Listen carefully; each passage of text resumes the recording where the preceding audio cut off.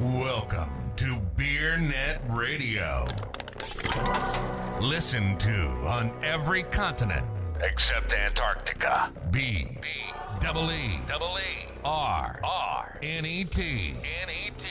Beer. BeerNet Radio. Good. How was travel? Kind of a pain in the ass? Yeah.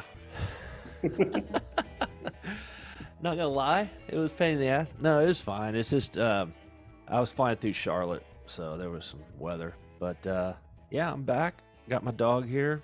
Was gone for a few days. We actually went Friday, so I took Millicent. We spent the whole weekend in Manhattan. Oh, wow. Hit a few restaurants, hit a few hot dog stands. You know the drill. Well, good. Listen. I appreciate you guys being on. Welcome to BeerNet Radio. This is the beer industry podcast where all your dreams come true. It's a tall order. But all right, we're here with Patrick Tickle and Bill Kraich. I butcher your name every time, Bill. It's Crotch. Crotch. Okay, yeah. Just kidding. And It's Kraich. It's actually Kraich. Kraich, Crotch, whatever. But yeah, these are the guys from Encompass Technologies, obviously. And, you know, we were talking ahead of the call, and you guys may not know. You may say Harry's just a beer writer, and that's true. Yeah, I'm a beer writer, but I am a Raz nerd. And what Raz nerd means to you young greenhorns out there is I am a route accounting systems nerd. And so let me just, for the young folks out there, these guys do so much more than route accounting, quote unquote. What route accounting started as is that when a route driver left the building in the morning, he left with cases. The theory is that he would come back with either cases or the dollar amount that those cases are worth. But one of those two. And so at the end of it's a simple little formula. It's a simple formula, beer in, money out. So at the end of the day, it was route accounting. Literally, when you got back, you had to check in and you had to either produce the beer or produce the money. Boom.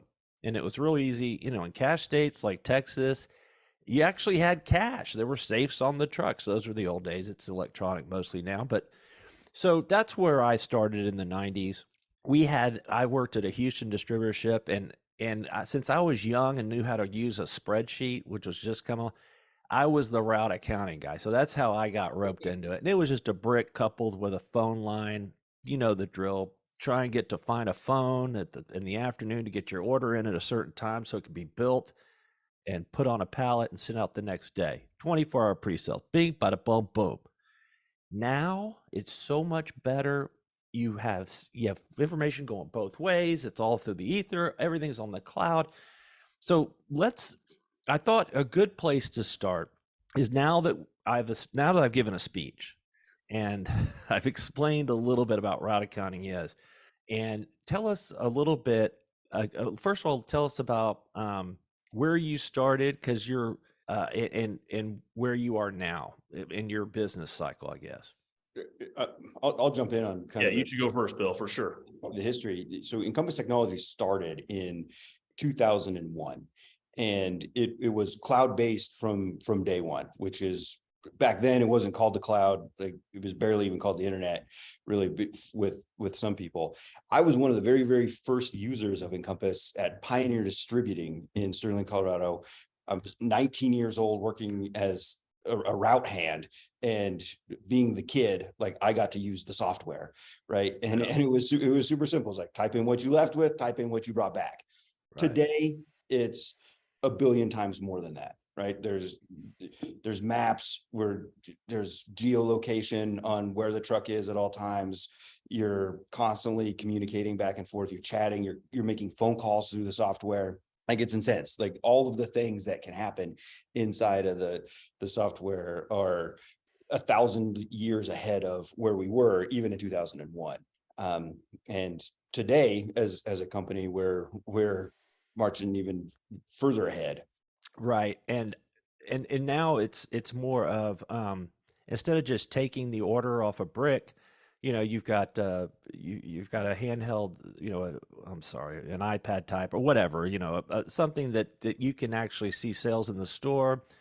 shelf inventory, suggested order, that sort of thing that we're looking at. And how does that save time for these guys out in the trade? Here's the coolest, like the Cadillac plan of. Yeah, give me the Cadillac. I'm Harry. I've got a big distributorship in San Antonio, Texas. We've got 5,000 accounts. We sell 5 million cases a year. It's a beautiful business. And how am I going to save time? Because I got these salesmen out there, and they're just jacking around.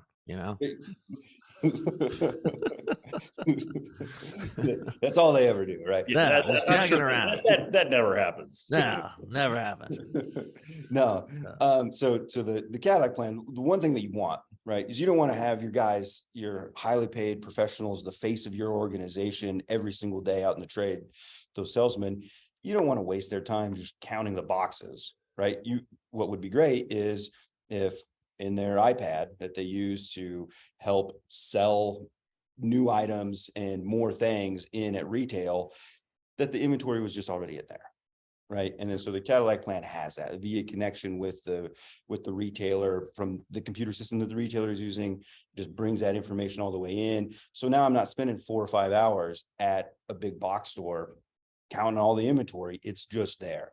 And now I can spend 2 hours driving the conversation around what is this new product going to do for you? How does it compare with something that already exists? Maybe there's a hole and we need to fill it with something else, right? Hey, I've got the solution, right? Harry's beer distributor has the new beverage of choice that is going to fill that hole and be a profitable hole for that retailer. That's the job that the sales rep wants to be doing. Nobody wants to count boxes. Yeah. Right. So, let me maybe, Harry. So first of all, the first thing I'm going to say is you mentioned this, BeerNet Radio is where dreams come true. I will say I joined Encompass 3 months ago, and like my personal professional dreams have come true because I'm actually on BeerNet Radio. Like I never would have You know what? You've made it. I'm a long time like Silicon Valley, Austin, Texas enterprise software guy. And if you had ever said to me someday you're going to be on BeerNet Radio, I thought this day would never come. Never Listen, I would put it on your LinkedIn profile. I'm jumping right in. I'm all about dreams getting true. It's awesome to be here. You know what? You're at the pinnacle of your career. It's not. Don't be ashamed to say it. I'm glad you're out here. Exactly. Yeah, I think it's beautiful. It's a beautiful thing. But I actually think, to jump on Bill's point, the Cadillac thing, and you made a comment. You said, how do we get the guys in the field to stop jacking around and being more efficient with their time, right? How we best. I think that's again, with my 3 months of experience in the space, that's obviously a super important part of any RAS solution. And historically, I would say that's what RAS was all about, right? Let's make people more efficient. I think what Bill's alluding to is the other side that, and maybe I would say the pivot that's happening, in the world of RAS right now is it's just as much about the lift as it is about the efficiency, right? And I think that's what data, all this connectivity, and all the electronic infrastructure, what that's now enabling in the use case that Bill talked about is bringing the lift to every distributor, right? So I think it's like, yeah, we can make it more efficient, right? But look, everybody's, 4% more sales per month, that's real money, right? And now the RAS value proposition is shifted from just being this, make your business run more efficient. You're in a distributor business where every penny counts. Let's squeeze every ounce of operational efficiency out of this business because that's what brings more money to the product, the bottom line.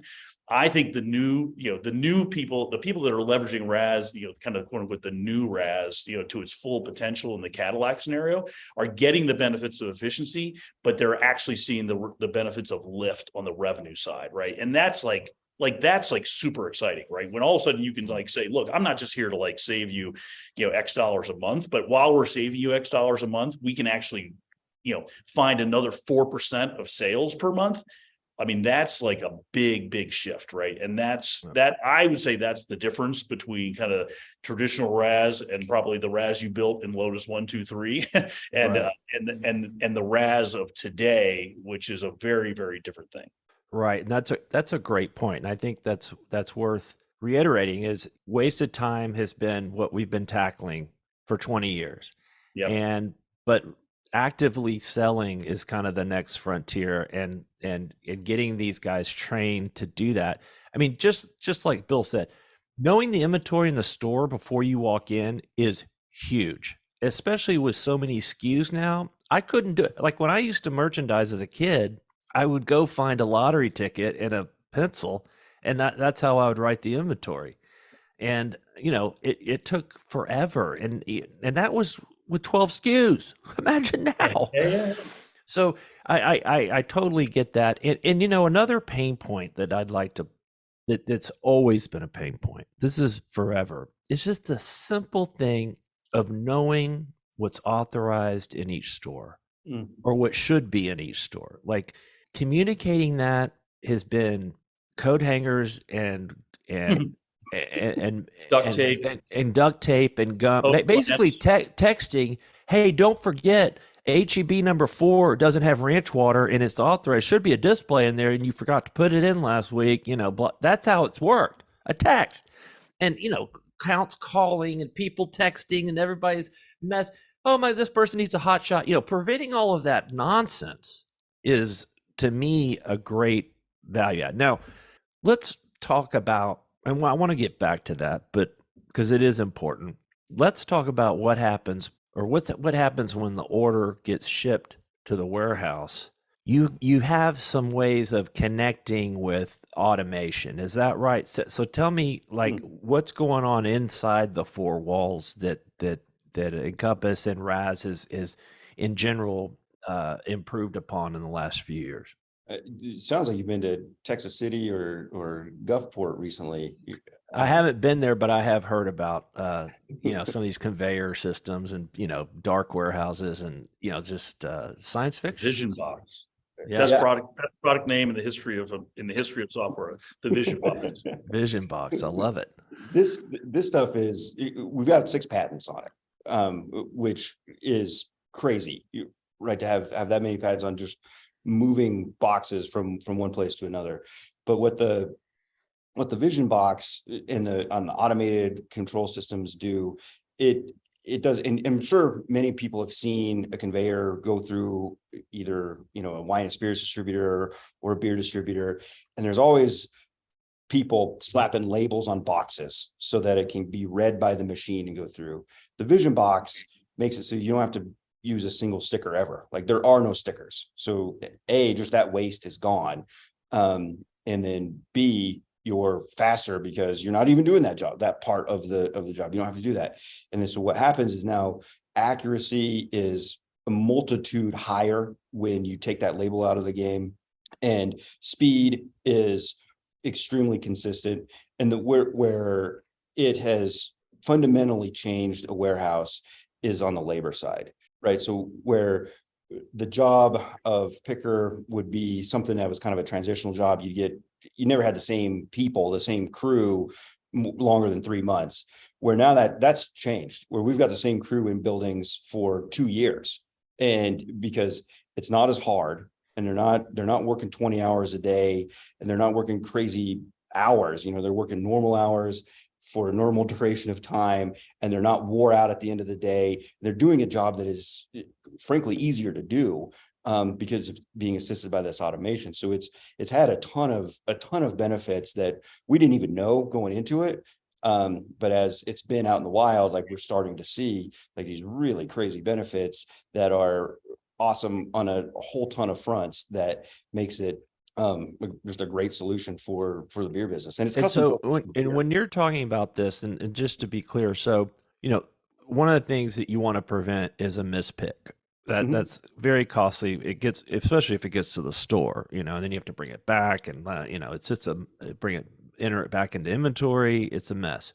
If it comes back. If it comes back, yeah. Right. And so and I think this Vision Box, is that what it's called?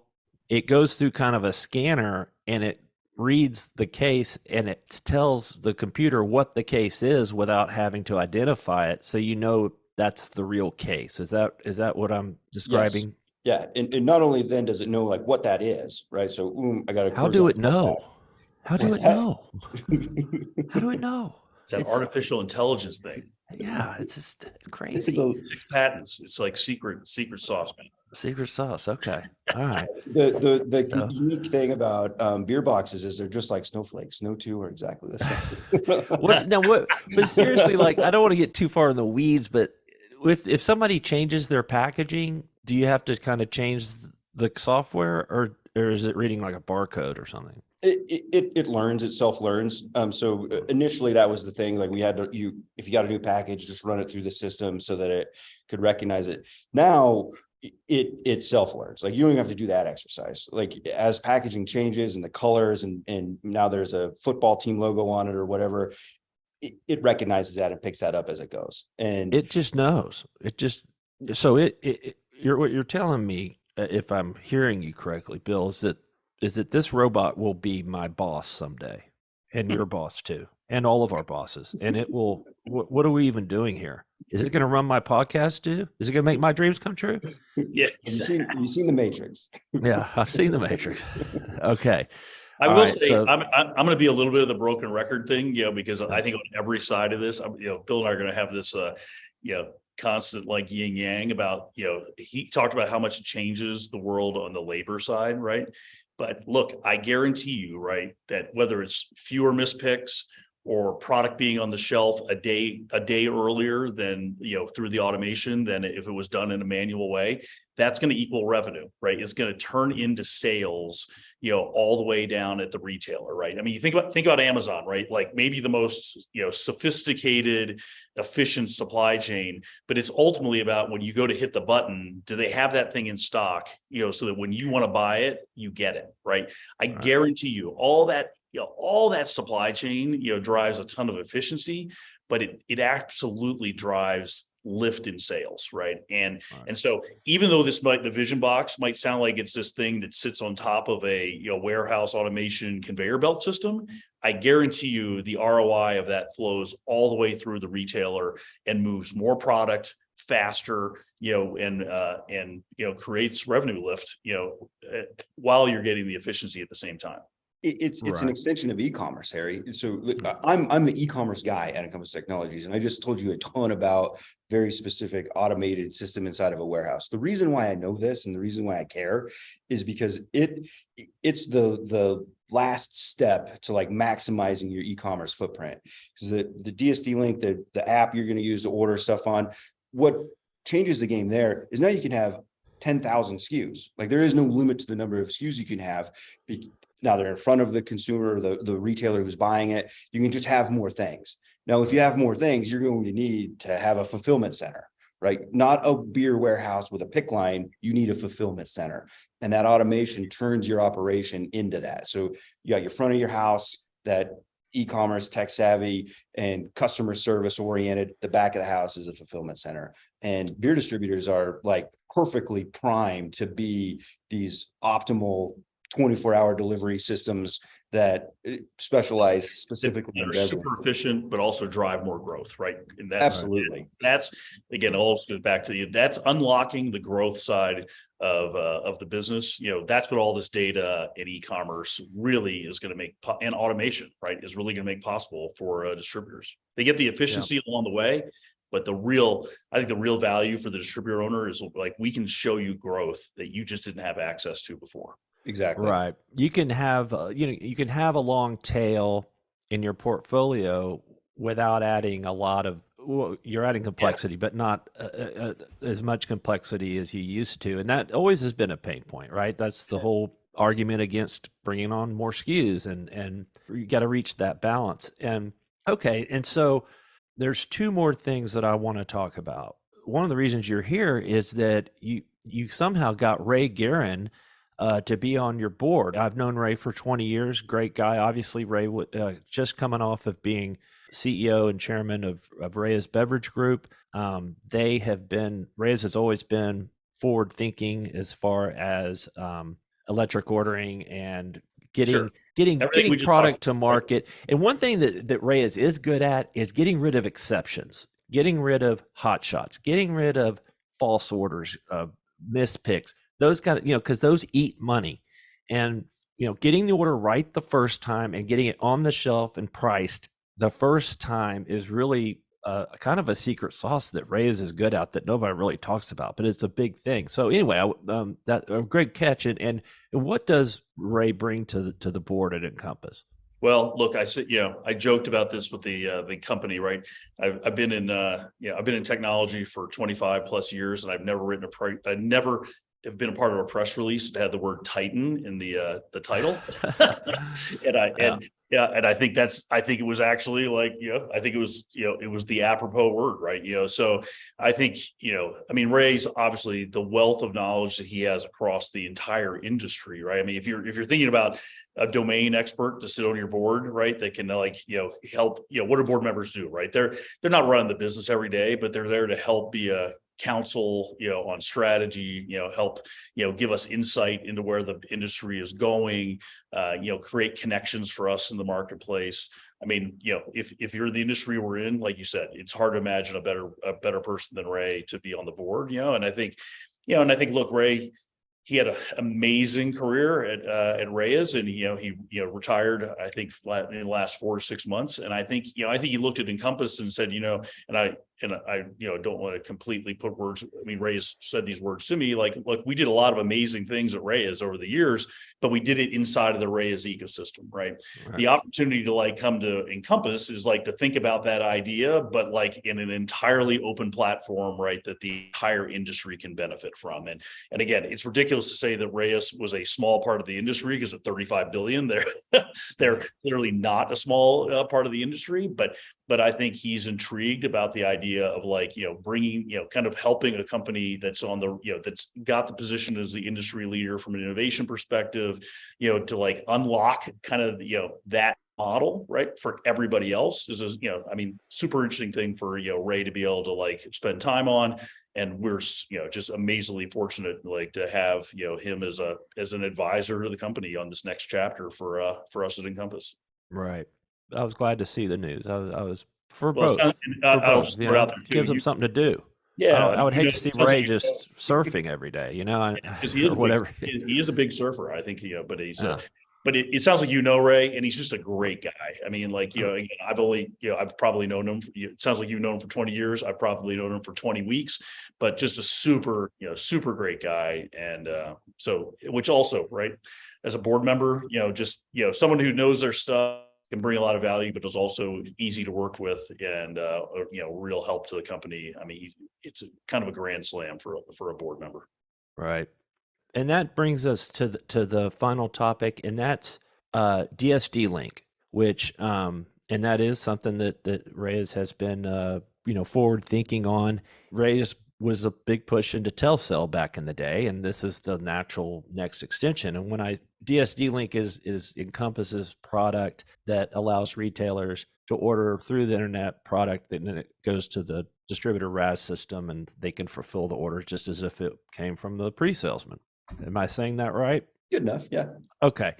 And so tell me about what, there's been a little bit of controversy with AB coming out with Bs and Provi coming out with their own kind of third-party system, and others as well. How is this system different, if it indeed it is? And what are the, why should distributors consider it? Well, I will tell you this. Taking it just a level beyond for a moment, a few years ago, B2B e-commerce was barely on anybody's radar. And then COVID hit, and then all of a sudden it was like, everybody's got to get on it. And then it kind of felt like it went away, as we kind of come out of COVID, pressure was off a little bit. But when you look at the numbers, and I just revealed these stats at the MBWA conference in Chicago, is that 10% of the beer business is done B2B e-commerce right now. And that was a shocking statistic even for me, that I didn't feel that is surprising. And is that like volume or dollar? Probably volume. Dollars. Okay. Dollars on B2B e-commerce, and all of the apps play a role in that, right? So DSD Link, what in our data is obviously the biggest share of that pie, but Bees and Provi, and they all even FinTech has a ordering app that's out there, but there's lots of solutions to it. DSD Link is definitely the best, right? I'm not going to tell you otherwise, right? It's what B2B is able to do for you as a retailer. And I always use this story. When you're the classic beer rep and you're putting in the order, it looks like this, right? Like you're the retailer, I'm the beer rep. Flip it around. Right. That's what happens when DSD Link's in the store. Now the retailer is shopping for whatever they want, right? Whatever idea and whatever time of day that they want. They're also using it as like a customer support type of element too, where now like you get that phone call, like, where's my rep? Who is my rep? How much is my bill? When is delivery? They just do that on the phone, like use DSD Link for that. And they don't have to do all those other things depending on just calling in and getting the answer from a person.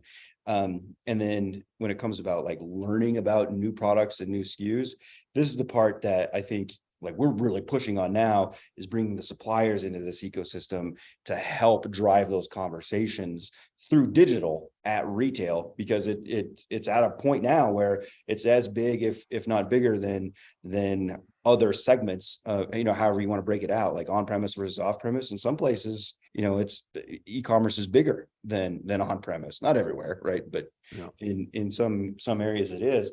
But I think that's the reason why you'd want to use DSD Link, though, is that the open platform, the agnostic view on it, like whatever software you're using, and we play nice with everybody. The point is, the more connected that we are as an industry, the better we are as an industry. And then so we are doing our best to be connected everywhere as much as possible, and not force you into using one thing or the other, but just have all the open options. Yeah, I'm gonna do a little bit of I'll do a little bit of more, software industry high tech speak, right? But I mean, if you were at MBWA, and I've been with Bill when we've talked to lots of the major producers about these volume numbers, right? That we're seeing, but I think at MBWA you could tell that B2B e-commerce was, this is the classic Silicon Valley term, has crossed the chasm, right? It's not this, there are a handful of early adopters that saw big lift benefits, big operational benefits, but you can just tell by the conversations of MBO,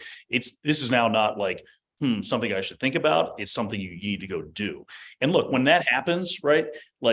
At 10% penetration, it's fine that there's multiple options out there in the marketplace, right? And Bees has had their position, ProV's got their position, we've got our position. Look, there's a big opportunity for lots of, for multiple players, because we're only 10% of the way into that, right? And that's the way markets shake out, right? At the beginning, there's multiple players, there's multiple options, and it's a good thing for buyers.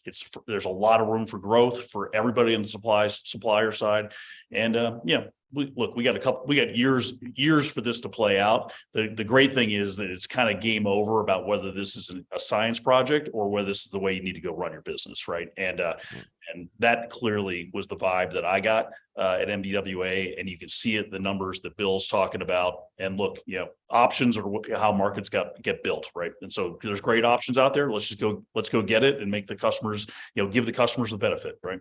Right. And some other numbers, right? The average order value up 20% year over year on DSD Link. In SKUs, the number of SKUs ordered on DSD Link is up over 20% year over year. And it's one of the hesitations that we saw early on was nobody's going to order new stuff. That is totally wrong. New placements DSD Link outperforms the human sales rep everywhere we go when it comes to new placements. Really? Yeah. Well, because I could see almost like the retailer sitting there well, it's my idea. If somebody presents a new product, you'd be like, it's your idea. I don't know. I don't want to be sold something. But if it's your own idea, you're like, hey, this might work in my account. I'm going to go ahead and order a case, And I'm assuming it does suggested order, hey, in your area, maybe this brand does well, or I don't know. I'll be the broken record, right? But there's the lift again, right? That it's not just about being efficient. It's about creating lift. I guarantee you, right? All of us, how many more Amazon boxes do we get at our house this year than we did like 5 years ago? Like, everybody jokes about, oh my God, did we get like, how many more boxes came today? That's because of the selection in Amazon, right? And the efficiency of delivery. It turns into all of us hitting the button. It turns into consumer behavior, right? That drives growth. It's exactly what Bill's talking about, that we're doing exactly the same thing, right? In this, industry that's just a little bit behind, right?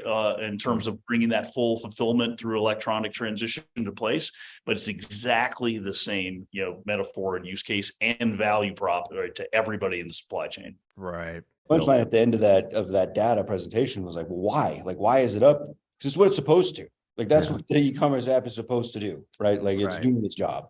Right. Yep. It's funny. The brewers were real against Telcel in the 90s. So we just did it anyway. And then we showed them that it actually worked. And then they were against web ordering too, because the thing is do you trust the retailer? They're going to order too much. They're going to order too little. They're not going to order. The retailer, they kind of don't want to screw themselves. And also that I would, there's checks I would assume and balances. So they're not going to order 10,000 cases of, Pilsner or Quell by accident.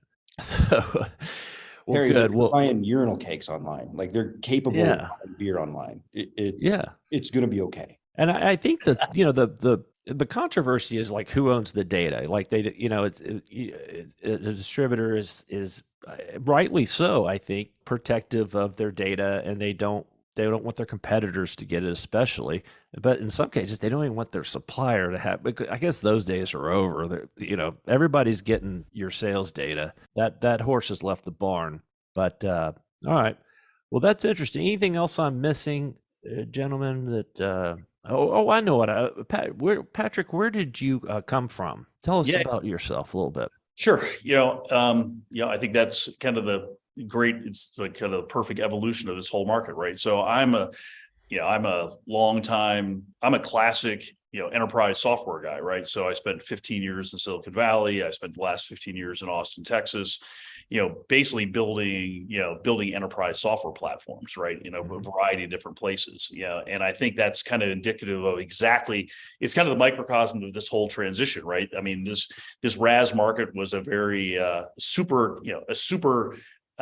interesting market for people who lived inside the industry, right? But again, as data opens up, as the supply chain opens up, as sort of this e-commerce thing crosses the chasm, right? All of a sudden, it's like, this isn't just a little, boutique industry for the beverage world. This is actually now has the potential to become a massive platform that sits next to any other software category, right? And I think that's the opportunity, obviously, I think investors have started to see that, right? You see the activity, in this world, like, because people see that, investors see that there's a lot of growth and return opportunity, but it's also opening up the opportunity for people like, myself, right? And, to kind of, I say it all the time, right?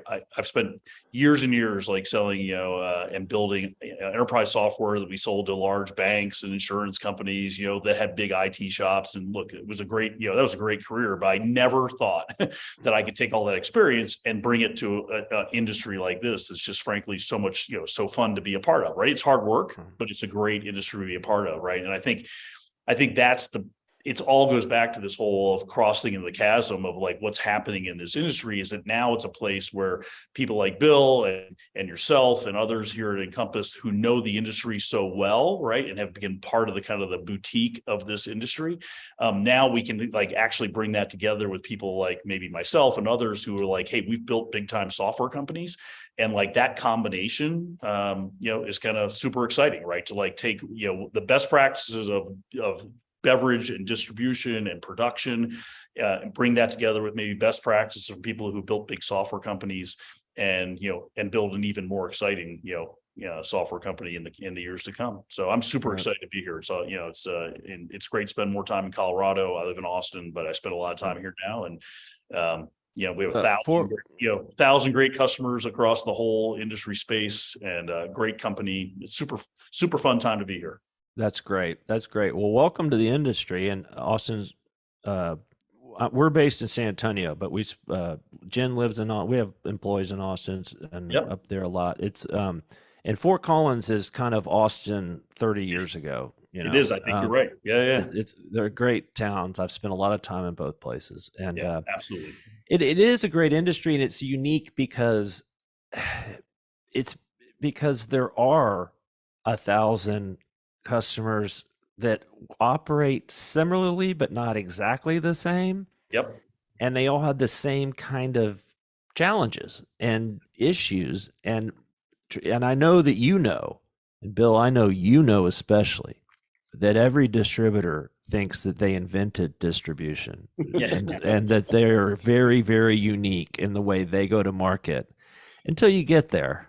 And listen, when I worked for a distributor, I thought we were special too. So, everybody is special, but it is, solving these kind of challenges to me, it's an existential thing for the 3-tier system and the independent middle tier, because you got to take on these SKUs, man. You got to look at non-alc, you got to look at wine, you got to look at all the different configurations, and it's complex.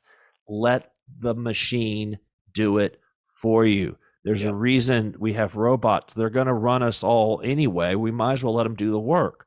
And so, again, I'm giving a speech. I need to let you guys go. We're gone over. I would just add, Harry, because you just said that, and I think people don't realize about Encompass, like to kind of Encompass 2022, right, is that we operated all 3 tiers, right? So we've talked a lot about DSD Link and what's happening at the retail level. Obviously, people know us for the hundreds of distributors that have been, with the company for, decades, but, you may not even know, right? We have like 250 brewers that are, that are part of the Encompass family. And we recently brought 700 wineries into the Encompass family, right? So we have 900 producers, that are sitting at, that tier in combination with hundreds of distributors, and then the reach all the way into retail.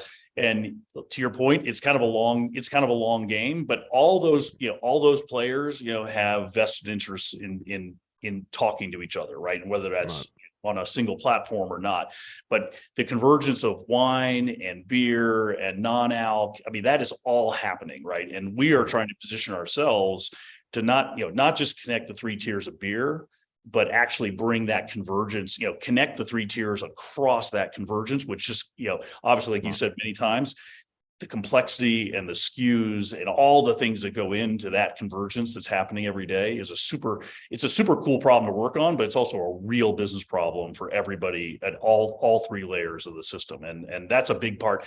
Frankly, we're cranking out RAS and doing a great job in distribution every day, but the big picture is like, again, what those 1,000+ customers do as part of the Encompass network. Right. Because you can't get around the fact that beer is heavy. You just can't. No, that part's not going to change, right? It's not unless gravity. You cannot digitize. I don't think anybody can digitize beer anytime soon. Right. Hard to scale. All right, guys. Well, thanks for being on, and we'll shout at you, and we'll see you next year, probably. Great to meet you. We'll see you.